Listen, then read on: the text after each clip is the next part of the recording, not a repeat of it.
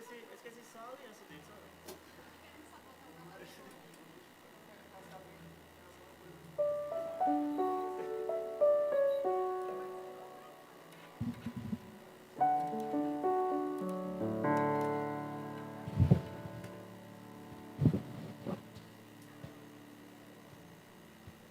Eu tô sem óculos, você consegue?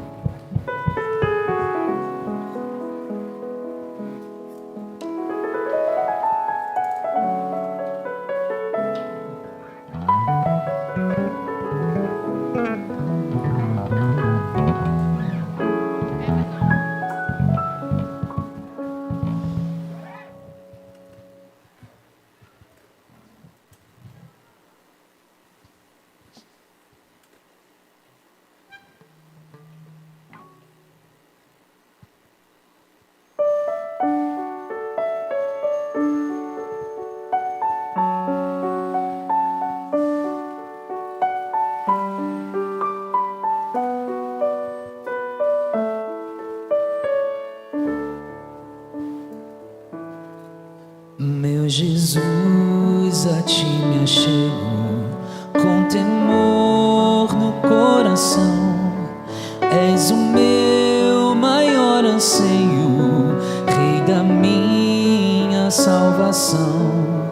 Pai, a ti eu agradeço por tão infinito amor que recebe com carinho este pobre pecador.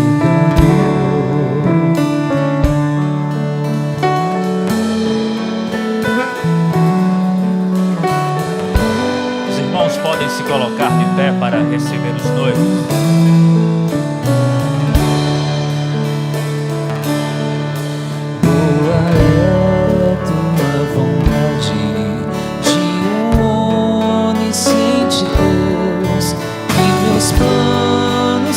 Estejam conectados com os teus. Perdoa os meus pecados, venha me disciplinar, que a pureza de tua glória venha em mim habitar. Santo e majestoso Deus, exaltado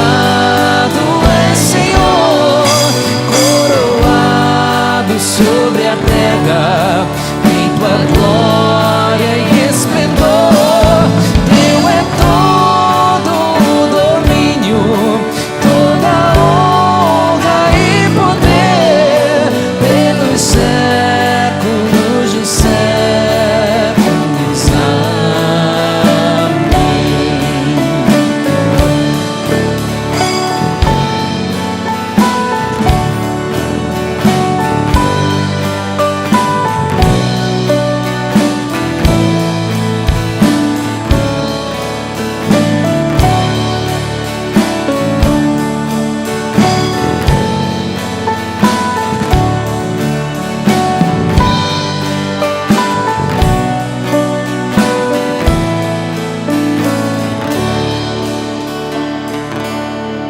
Sejas tu meu pensamento, ao dormir, ao acordar. Dá-me sede da palavra, sempre nela medita. Faz de mim, pequeno Cristo, digno de ser filho teu, anunciando as boas novas, salvação que vem de Deus.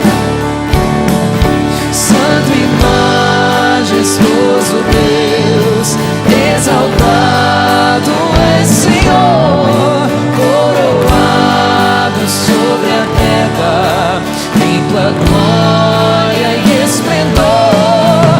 Teu é todo o domínio, toda a honra e poder, pelos séculos dos séculos. Amém.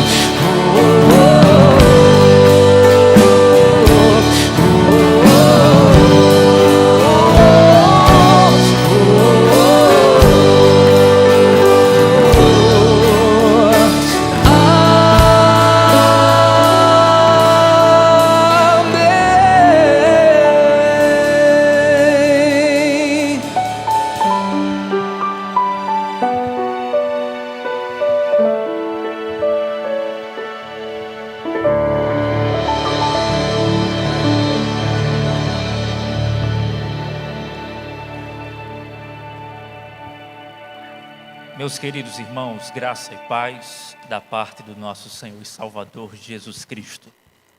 Como vocês bem sabem, os noivos que aqui já estão presentes, Samuel e Raquel, decidiram fazer desse momento, dessa ocasião de celebração de casamento, decidiram fazer um culto ao Senhor. E aqui nós estamos então para celebrar ao nosso Deus. Quero, portanto, fazer uma oração para nós iniciarmos o nosso culto e em seguida nós iremos nos sentar e continuar louvando a Deus com cânticos espirituais. Senhor, nós estamos diante da beleza da Tua santidade. Estamos na Tua presença. Estamos aqui para Te oferecer um culto agradável ao Senhor. E nós temos a certeza que isso será possível por causa da mediação, por causa da intercessão de Cristo Jesus. Nós temos a certeza que não estamos prestando um culto em vão, mas estamos aqui, Senhor, prestando um culto que será agradabilíssimo ao Senhor por causa de Cristo Jesus. Ó Pai bendito, recebe os nossos cânticos espirituais, orienta-nos em toda a liturgia do culto e especialmente fala conosco por meio da Tua santa palavra. Glorifica o Teu nome e alegra os nossos corações. E também te peço especialmente pelos noivos, por Samuel e Raquel, que eles possam, nessa ocasião de culto solene, selar o santo matrimônio para o louvor da Tua glória. É assim que oramos, no nome de Jesus. Amém. Vocês podem sentar.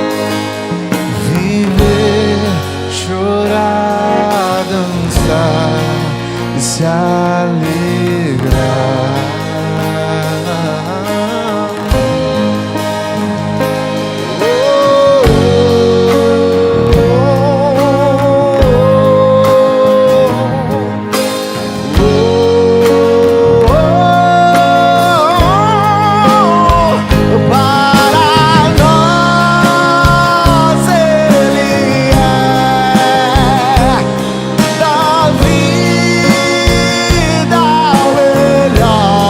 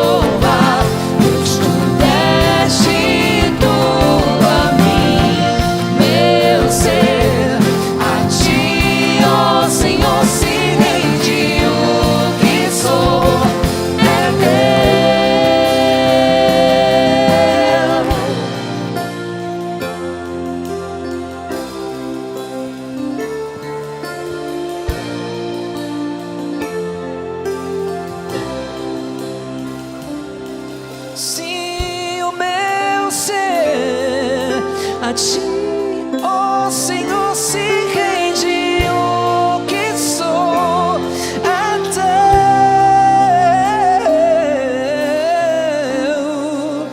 Que posso dizer?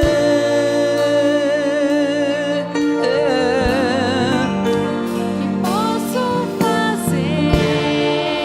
Que eu posso fazer?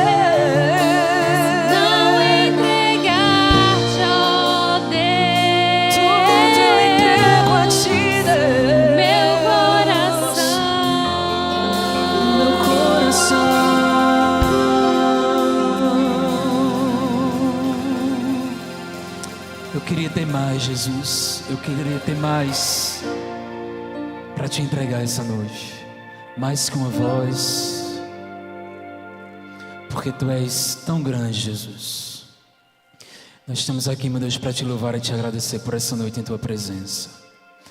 As luzes não importam, as paredes não importam, os melhores microfones não importam. O que mais vale nessa noite é a presença do Senhor. Agradeça a Ele essa noite. Te entregamos a nossa vida e nosso coração a Ti, meu Pai.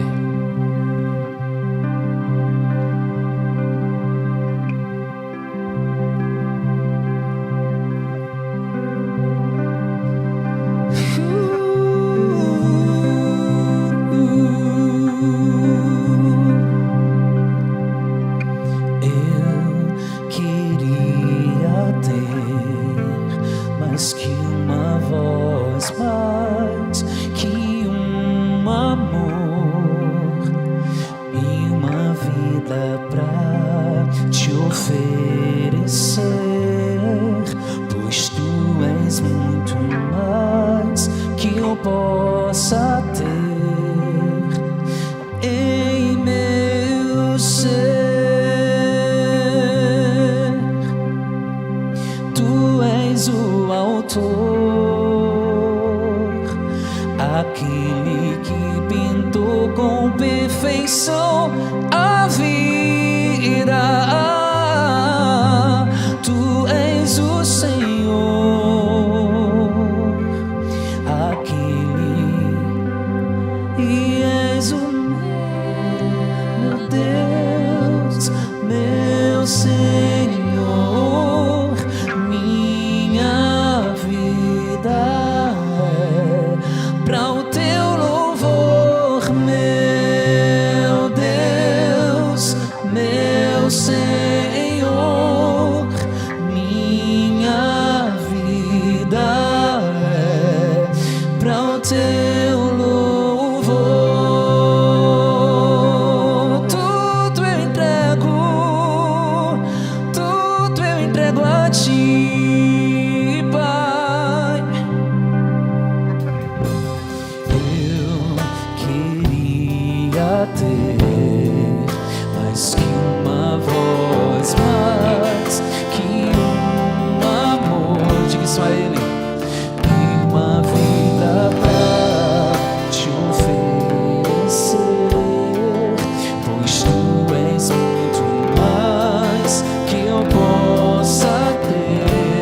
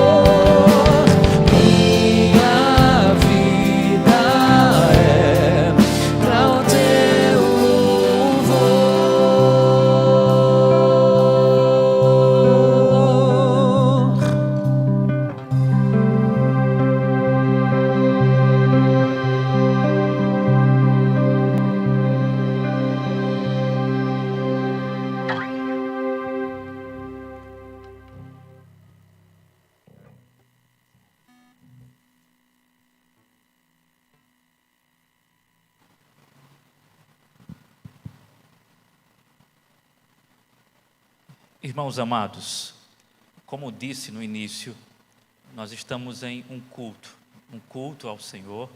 Claro, teremos um momento todo especial, onde, como ministro do Evangelho, estarei sacramentando esse casamento religioso com efeito civil, mas estamos diante de um culto, ou estamos no culto ao Senhor, e neste exato momento eu gostaria de ministrar a palavra de Deus. E deixar uma coisa bem clara: a palavra é sobre casamento, claro, óbvio. No entanto, não será uma palavra aplicada tão somente aos noivos. Uma hora ou outra eu farei as devidas aplicações. A palavra, ela servirá para todos nós que nos encontramos aqui, para mim, para você, para a Igreja de Cristo. Sendo assim, eu quero começar lendo um texto que se encontra no livro do Eclesiastes. Na verdade, farei a leitura de parte de um versículo que carrega um conteúdo de sabedoria sagrada. Eclesiastes, capítulo de número 7, versículo de número 8. Apenas a primeira parte desse verso. O fim das coisas é melhor que o seu início. O fim das coisas é melhor do que o seu início. O fim das coisas é melhor do que o seu início. Eu preciso concordar com o escritor Mark Driscoll, quando ele diz em um de seus livros sobre casamento, que o dia mais importante do seu casamento é o último dia. O dia mais importante do seu casamento é o último dia. O dia mais importante do seu casamento não é o primeiro dia. Samuel, Raquel, o dia mais importante do vosso casamento não é este. O dia mais importante do seu casamento não é também aquele dia onde se comemora ou se celebra uma data significativa de aniversário de casamento, por exemplo. Tampouco o dia mais importante do casamento é aquele dia onde o casal tem um momento de romance deslumbrante. O dia mais importante do casamento é o último. E por que é o último? Porque é o último dia que há de revelar como de fato foi o casamento. Por exemplo, infelizmente, para muitos casais jovens, inclusive, o último dia tem sido marcado pelo divórcio. E o divórcio tem revelado o que foi o casamento. Alguma coisa não deu certo. Alguma coisa deu errado. Mas nós, por exemplo, podemos contemplar casais experientes, com cabelos brancos, que estão na jornada, numa trajetória de matrimônio, dando bom testemunho. E a expectativa é que o último dia desse casal seja um dia bastante marcante. Não apenas pelo fato do último dia ser o cumprimento das palavras até que a morte nos separe, mas sim porque o casal permaneceu firme em meio às lutas, em meio às crises, enfrentando provações e sendo fiel ao Senhor sobre tudo. Mas como chegar até lá? Como como viver o matrimônio com qualidade, com durabilidade, com fidelidade, como suportar as crises e não pedir a carta de divórcio, como viver o casamento de maneira fiel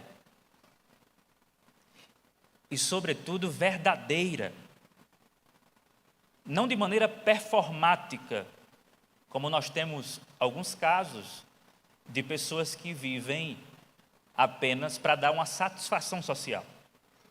Mas como viver de fato um casamento verdadeiro, um casamento consistente, um casamento fidelíssimo, não somente a Deus, mas fidelidade entre os cônjuges.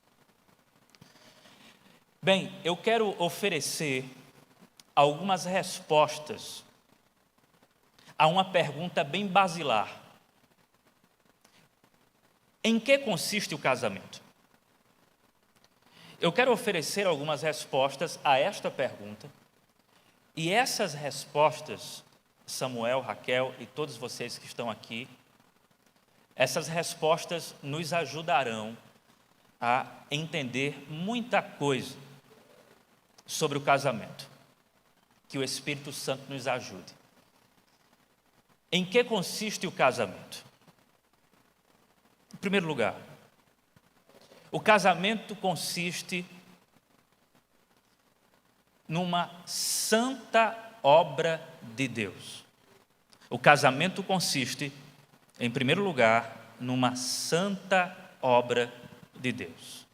Quando nós vamos para o livro do Gênesis, o primeiro livro da Bíblia, nós encontramos o relato da criação do homem e da mulher, ambos imagem de Deus, e nos deparamos com o primeiro casamento.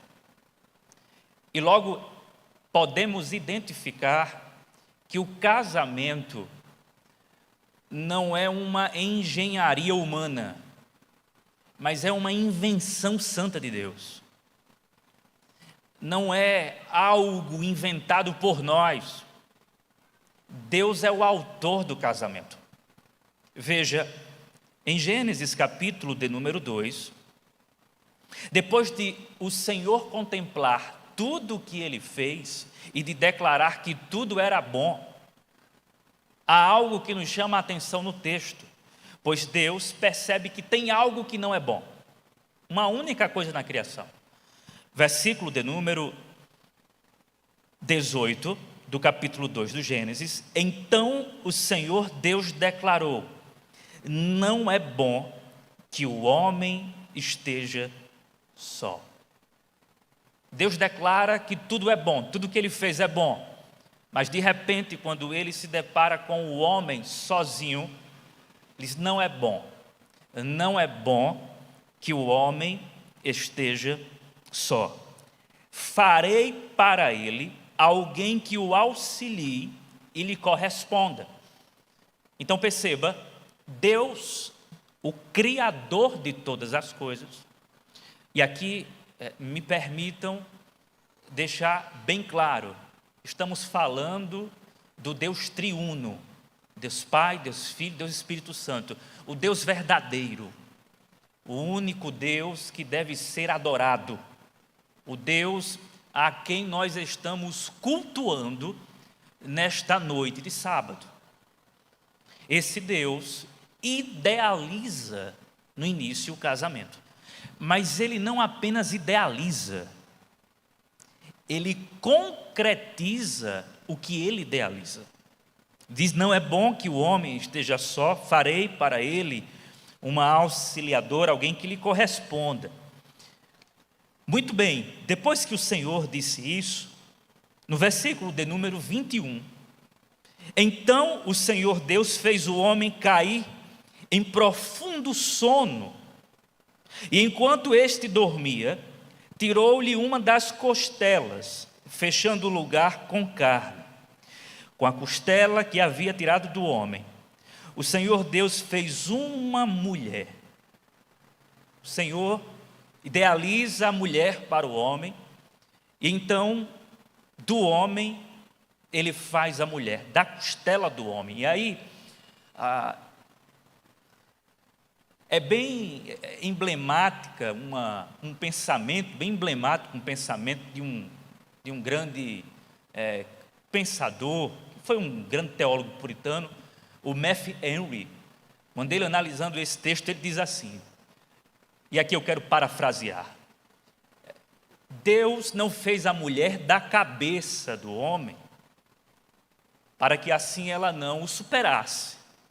Tampouco Deus fez a mulher do pé, para que o homem não a pisasse. Mas Deus fez a mulher da costela, para que a mulher fosse igual ao homem em essência, claro, tanto que os dois são imagem e semelhança.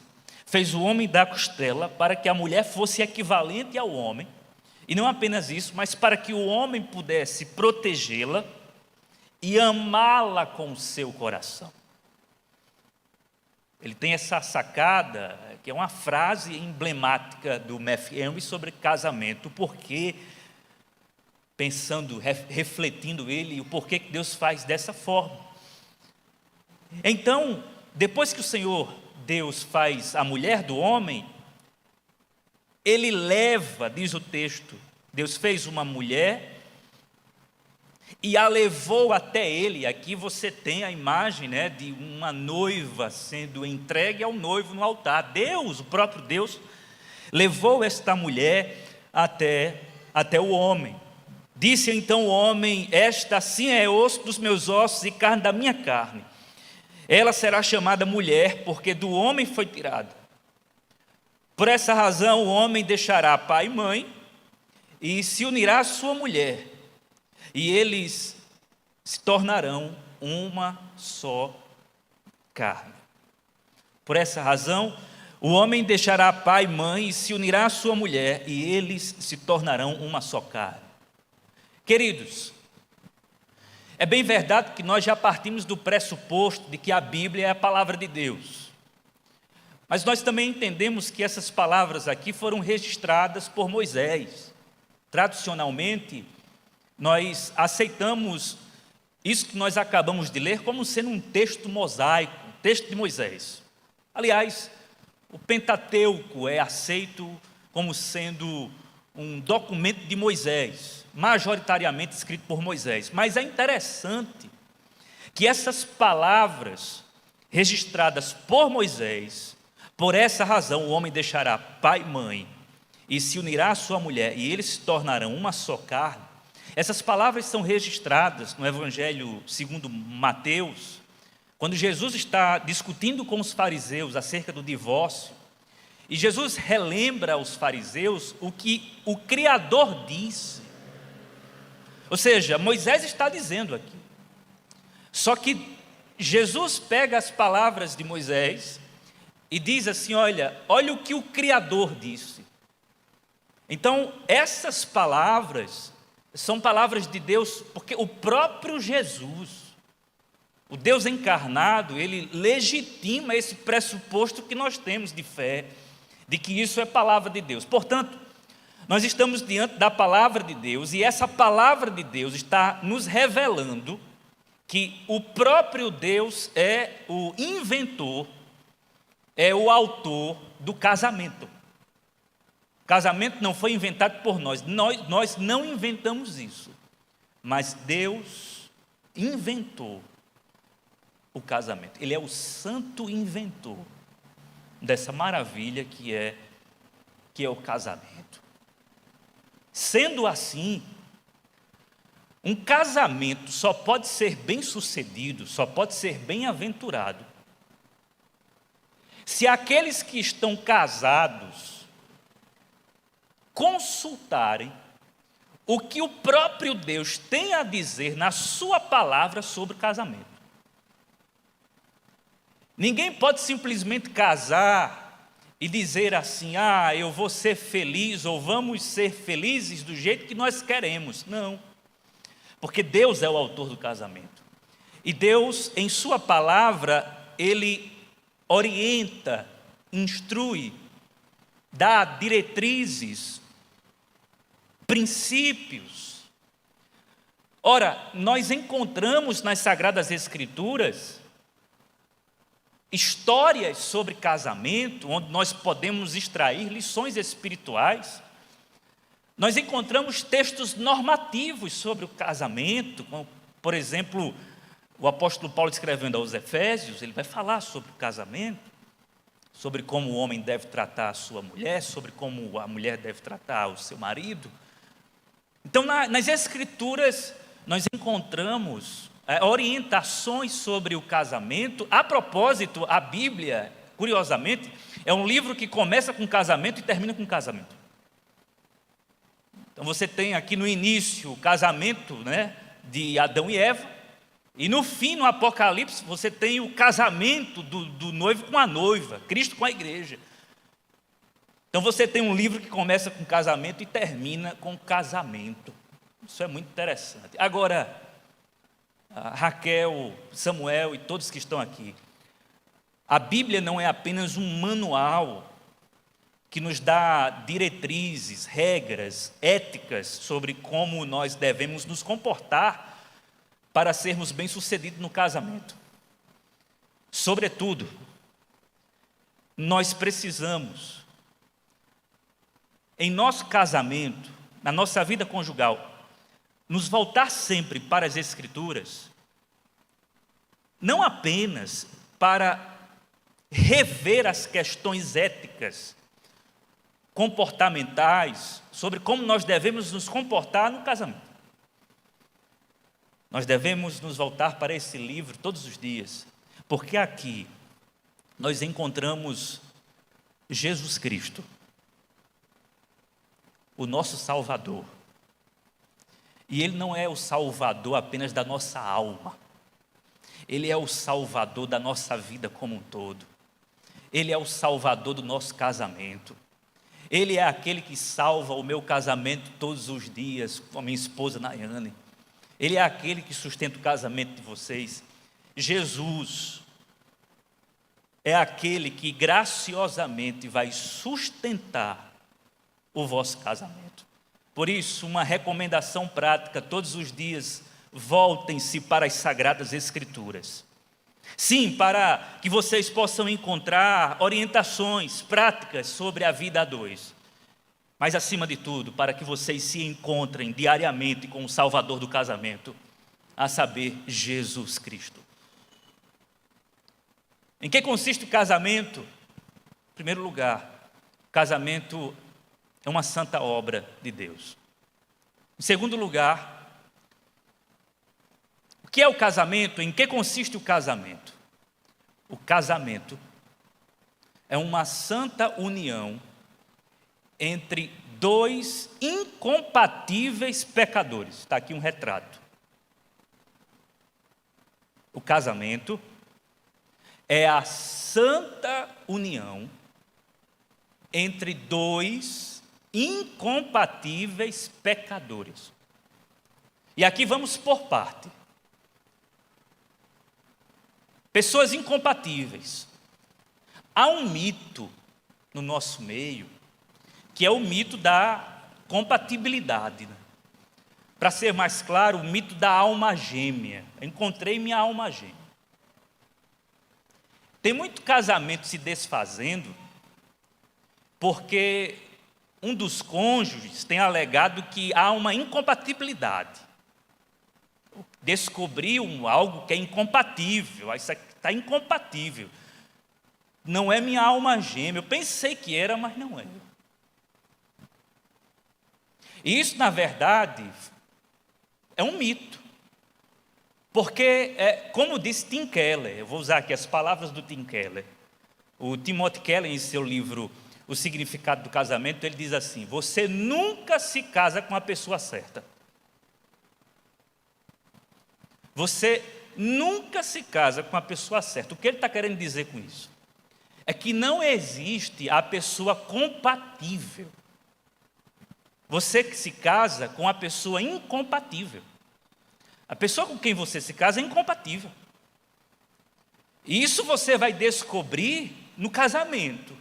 No casamento você vai descobrir muita coisa, né? As vendas caem dos nossos olhos, porque até então nós estávamos olhando assim, meio que distantes. Mas quando nós entramos num relacionamento dessa natureza, nós descobrimos de uma maneira mais profunda a incompatibilidade existente, o abismo de incompatibilidade. É incrível isso.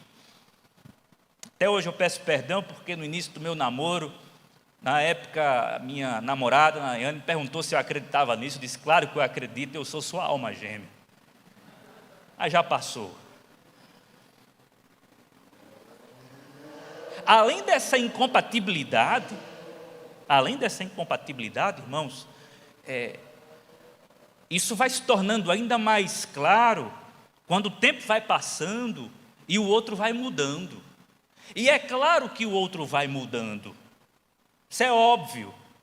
É como disse certo estudioso da área. Disse, olha, você nunca vai saber com quem você vai se casar até que você chegue no último dia. Porque ele vai sempre mudando. É um pensamento bem heraclitiano, né? O homem não pode se banhar 2 vezes no mesmo rio, porque o homem já não é mais o mesmo, nem o rio é o mesmo. Então, a gente vai mudando. Então, vocês vão mudando, e à medida que vocês vão mudando, vocês vão percebendo mais e mais incompatibilidade. Mas aí vem uma outra coisa que é o pior, porque essa não é a parte pior. O casamento é a santa união entre 2 incompatíveis pecadores. Então, se já não bastasse a questão das diferenças, do incompatível, nós nos deparamos com o pecado que habita em nós, com o mal residente, como diria Lutero, né, com o hóspede indesejado. É por isso que daqui a pouco, Raquel, quando você se acordar mais tarde, você vai se acordar com o pior dos pecadores. A mesma coisa se aplica a você, Samuel. Você vai se acordar com a pior das pecadoras. Agora, a melhor coisa a ser feita é que ambos reconheçam isso. E melhor do que isso, é que ambos não fiquem apontando a pecaminosidade do outro, mas assumindo a sua própria pecaminosidade. Esse é o ponto. A ideia, portanto, Samuel e Raquel Samuel, quando você acordar com Raquel, você vai dizer, a minha mulher se acordou com o pior dos pecadores. Raquel, quando você se acordar com o seu esposo, você vai dizer, o meu esposo se acordou com a pior das pecadoras. Por que eu estou dizendo isso? Esse é um princípio bíblico paulino. Paulo vai se considerar o principal dos pecadores. Ora, se o santo Paulo se considerava o pior dos pecadores, todos nós herdamos o pecado. O pecado habita em nós, está no nosso coração. Por mais que você seja crente, regenerado, salvo, resgatado, liberto, o pecado está aí. Ainda não chegamos numa fase, num estado de glorificação, ainda não, mas ainda não, né? A doutrina do já e do ainda não. Já estamos em Cristo, mas ainda não completamente. Ainda temos esse coração que se inclina para pecados que até mesmo nós desconhecíamos quando não éramos casados, por exemplo. Então, é importante, aqui sendo bem prático, vocês e todos que estão aqui, terem uma boa doutrina do pecado. Uma boa doutrina do pecado salvaria muito casamento por aí. Porque é como já disse Charles Spurgeon uma vez, ele disse, olha, se o pecado não for amargo no casamento, o casamento nunca será doce. O casal precisa enxergar esse pecado amargo que habita em ambos. Porque é assim que o casal, então, depende única e exclusivamente da graça de Cristo Jesus. A bem-aventurança de um casal, que é essa santa união entre incompatíveis pecadores, consiste na graça do Cristo que nos salva constantemente. Então, Samuel e Raquel, vocês deverão experimentar da graça salvadora de Cristo todos os dias, e não apenas isso, mas uma vez que vocês são perdoados diariamente por causa dessa graça, vocês devem perdoar uns aos outros. O casamento, ou um ao outro, o casamento só subsiste quando existe a dinâmica do perdão. Se não houver no casamento essa reciprocidade de perdão, acabou. Não tem mais casamento. O casamento só pode subsistir na dinâmica do perdão. E essa dinâmica do perdão só acontece quando o casal tem uma profunda consciência da natureza pecaminosa de ambos e da graça salvífica, salvadora de Cristo Jesus. O que eu desejo para vocês é que vocês dependam todos os dias da graça daquele que vos chamou das trevas para a maravilhosa luz. Mas nós podemos oferecer uma terceira resposta para essa pergunta básica: o que é o casamento? Em primeiro lugar, o que é o casamento? O casamento é uma santa obra de Deus. Segundo, o casamento é uma santa união entre incompatíveis pecadores. Em terceiro lugar, o casamento é uma santa ilustração da glória de Deus. Efésios, capítulo de número 5. Efésios, capítulo de número 5. O apóstolo Paulo dá algumas orientações sobre os deveres conjugais.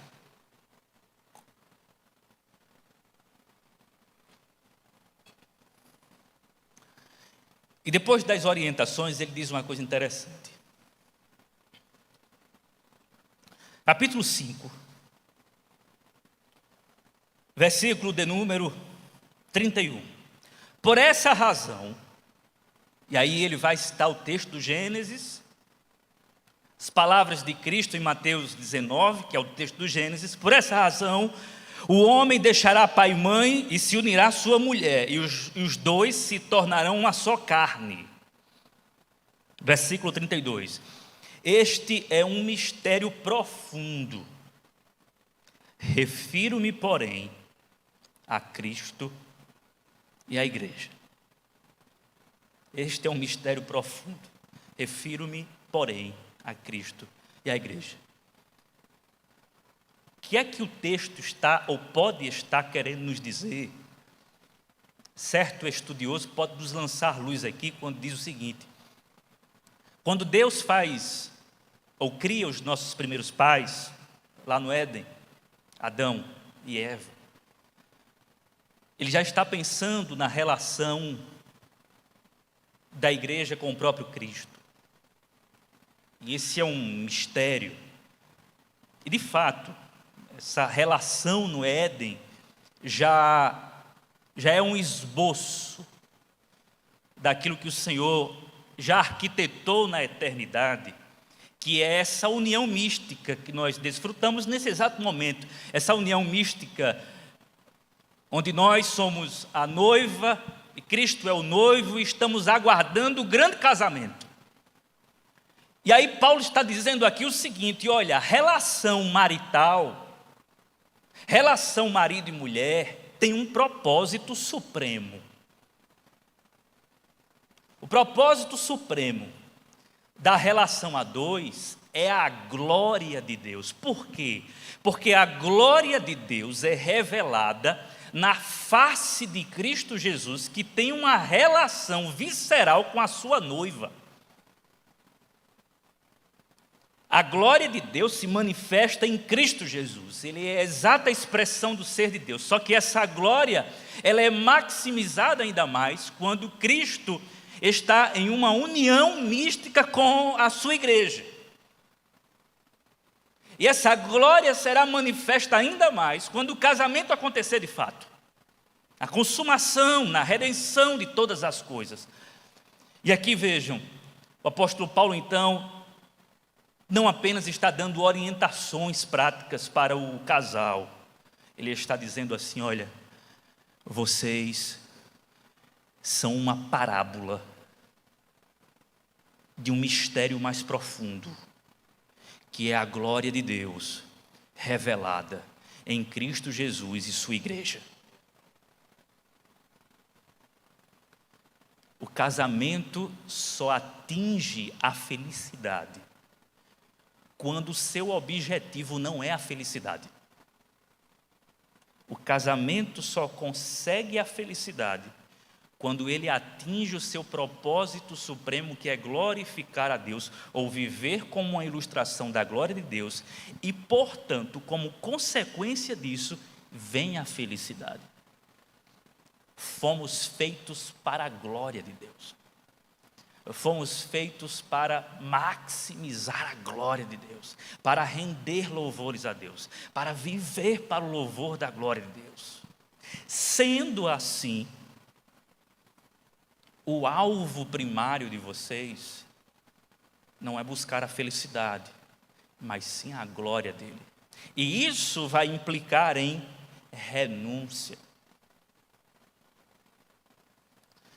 Samuel, você precisa renunciar muita coisa, assim como Cristo renunciou, renunciando a sua própria glória, se humilhando, sendo obediente, indo até a cruz para morrer pela sua igreja. Renuncie pela sua noiva, pela sua esposa.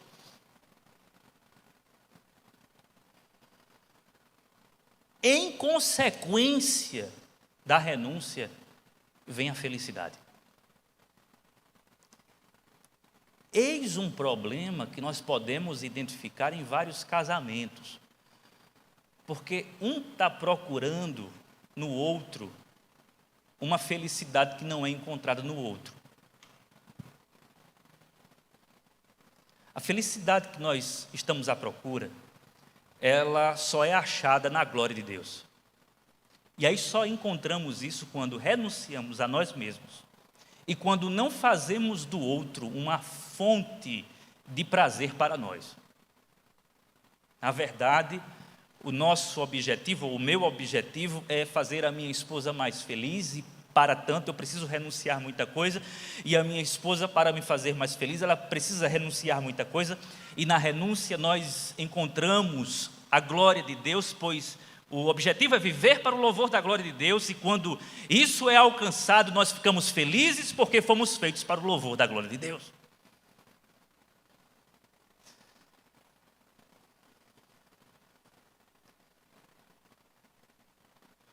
A dádiva do sexo, por exemplo, no casamento, é uma bênção.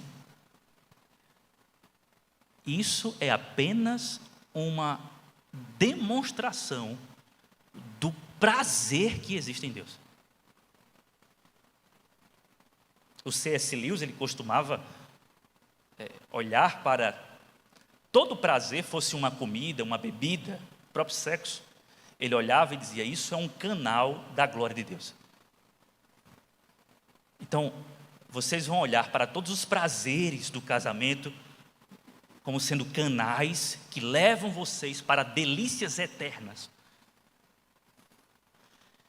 Além disso, se o casamento é essa parábola, aqui eu quero fechar ou caminhar para os finalmente dessa reflexão.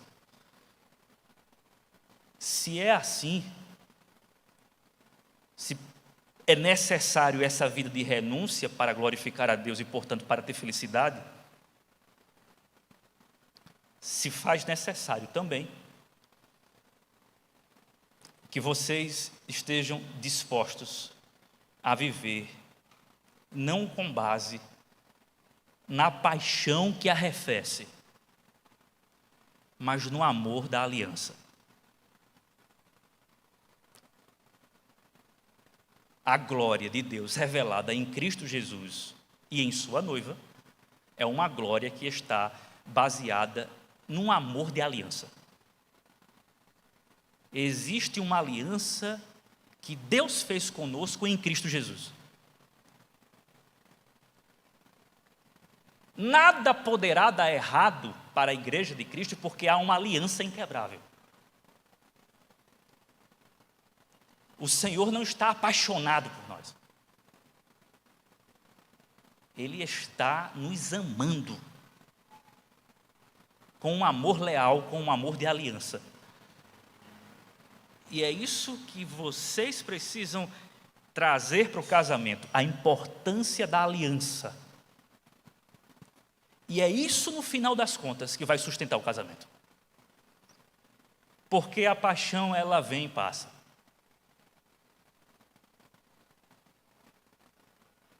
John Piper, em seu casamento, em seu livro Casados Temporariamente, ele diz uma coisa interessante. Ele diz que muita gente chega para ele e diz assim: vou me separar porque estou apaixonado por outra pessoa. E ele simplesmente diz assim: não vai se separar não. É só uma paixão. Isso não tem nada de sério. Isso não é uma aliança. Você tem uma aliança com sua esposa. Essa paixão aí não significa nada. É claro que é uma ameaça, mas não quebra a aliança. O casamento é sustentado numa aliança. O que vocês vão fazer diante de Deus e diante dos homens? Uma aliança que vai representar, de uma maneira, claro, bem ofuscada, quando comparada à aliança que Deus tem conosco, mas que vai sempre lembrar vocês da aliança que Deus fez com vocês. Vocês estão aliançados em Cristo, sobretudo.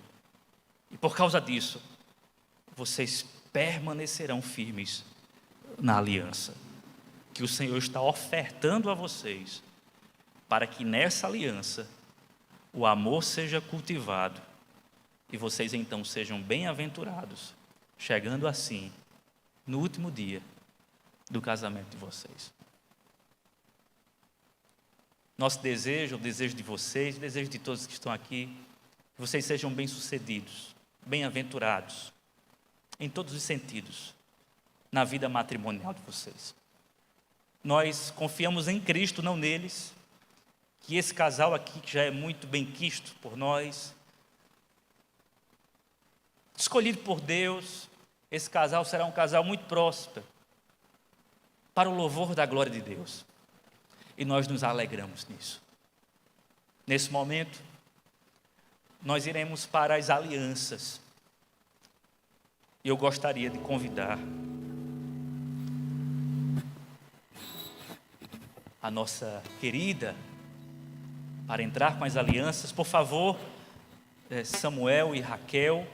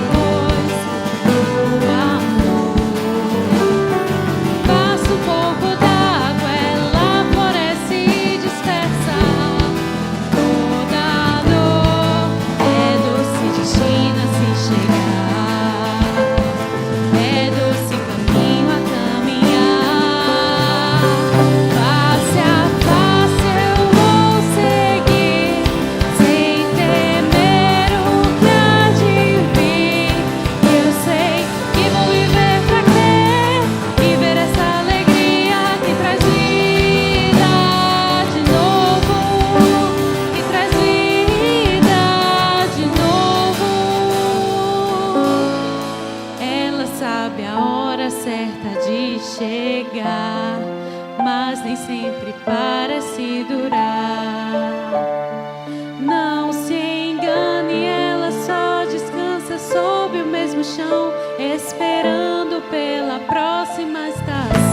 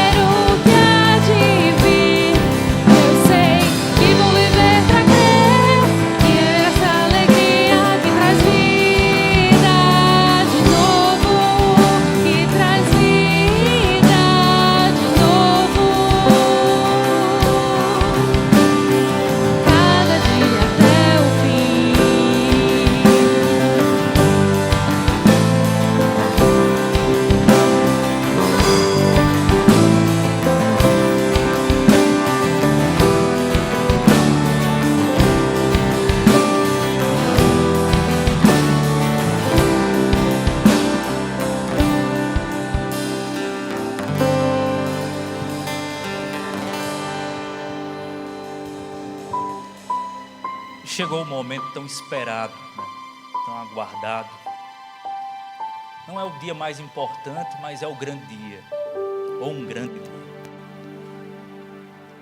Antes de proceder com as alianças, vocês trocarem as alianças, eu quero me dirigir primeiramente a Samuel, e Samuel vai fazer um voto, um juramento, dizendo, diante da pergunta que será feita, sim, prometo. Depois farei uma pergunta a Raquel, e de igual modo Raquel vai dizer, sim, prometo. Depois disso vocês vão trocar as alianças e nós iremos fazer uma oração e logo em seguida vocês serão declarados marido e mulher. Samuel, você promete diante de Deus e destas testemunhas receber Raquel como sua legítima esposa para viver com ela, conforme o que foi ordenado por Deus na santa instituição do casamento. Promete amá-la, honrá-la, consolá-la e protegê-la na enfermidade ou na saúde, na prosperidade ou na adversidade, e ser-lhe fiel enquanto os dois viverem. Amém. Raquel, você promete diante de Deus e dessas testemunhas receber Samuel como seu legítimo esposo, para viver com ele, conforme o que foi ordenado por Deus na santa instituição do casamento. Promete amá-lo, honrá-lo, respeitá-lo, ajudá-lo e cuidar dele na enfermidade ou na saúde, na prosperidade ou na adversidade, e ser-lhe fiel enquanto os dois viverem. Amém. Amados, diante desses votos, diante desses juramentos, eu gostaria que o casal trocasse as alianças. Samuel, você pode colocar a aliança em Raquel, e Raquel pode colocar a aliança em Samuel.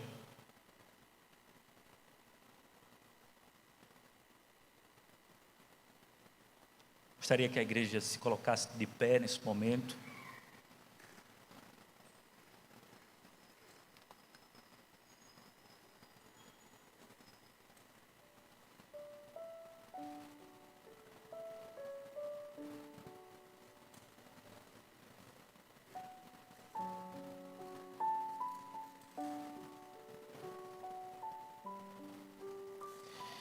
que estas alianças sejam o símbolo da mutualidade da fé, do afeto e da fidelidade que sentem um pelo outro.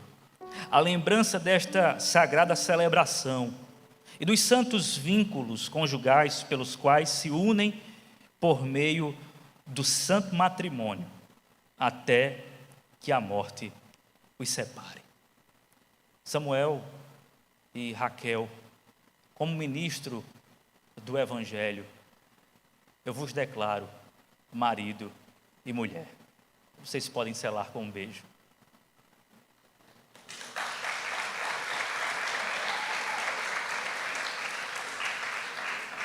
Pai bendito e amado,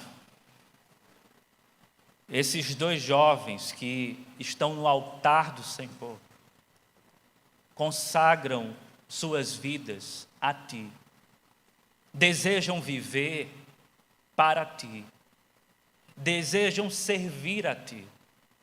Esse é o propósito supremo da vida de ambos, que agora se tornam uma só carne.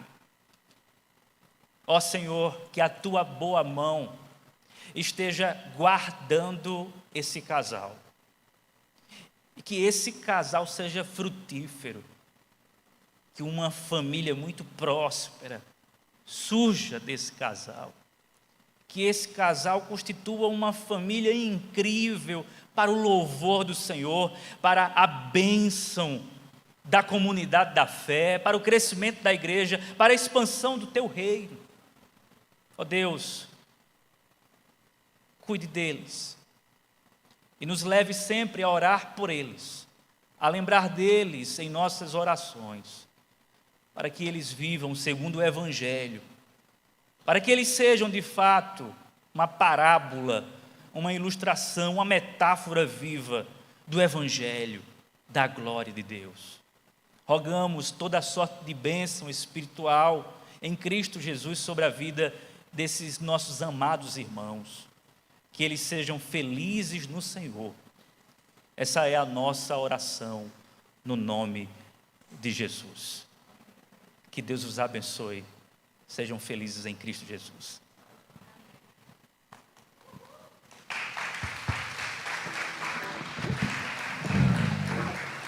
A cerimônia está encerrada e eu gostaria de despedi-los com a bênção apostólica. Que a graça do Senhor Jesus Cristo, o amor de Deus nosso Pai e as consolações do Espírito Santo repousem sobre cada um de nós, e especialmente neste momento sobre a vida de Samuel e Raquel. Em nome de Jesus. Amém. Amém. Deus abençoe vocês.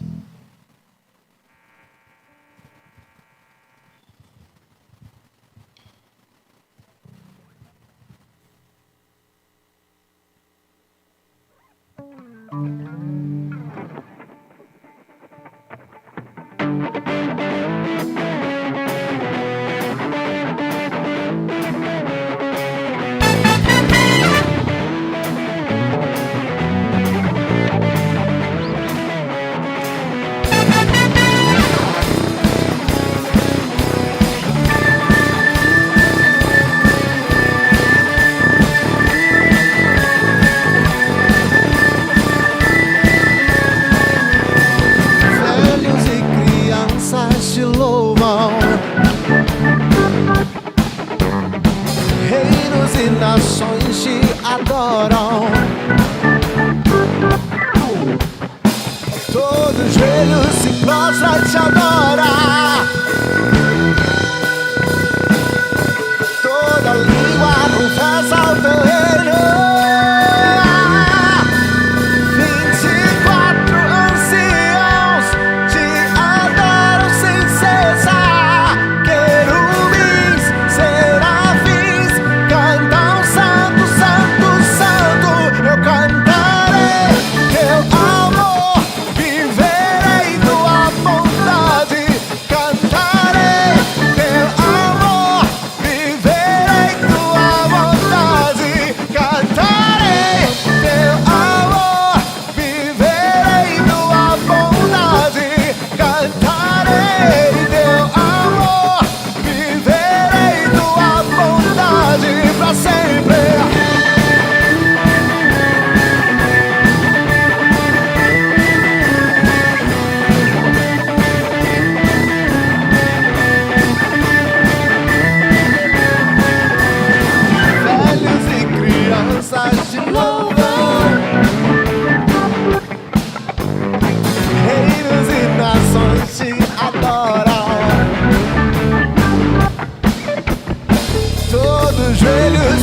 prostra e te adora.